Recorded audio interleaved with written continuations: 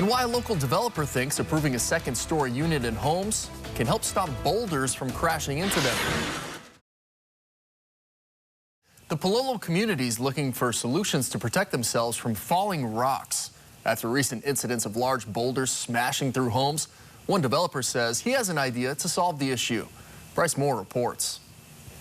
Local developer Peter Savio says the recent incidents of rockfalls, one in Pololo and the other in Aiea, are just the most publicized instances of the problem. I'm 74 years old now, so when I was a kid, I remember it as being a problem. And throughout my life, you hear stories about someone being hit by a rock, killed by a rock, house being damaged, car being damaged, something. And we've never been able to find a solution. Savio's idea? To put up a rockfall mitigation fence stretching across the ridge above Pololo Valley. To reinforce it, a native forest would be planted. You know, and especially if you have a forest growing in front, because there's no place to roll, no place to go. There'll be trees, roots, ferns, other things holding it in place.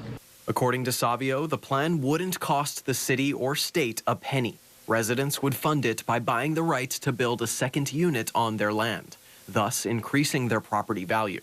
But, you know, if you buy that right for $50,000, it's worth 100, 200, 300. You're buying something very valuable for a fair price. You have the ability now to build 2 legal units on your lot.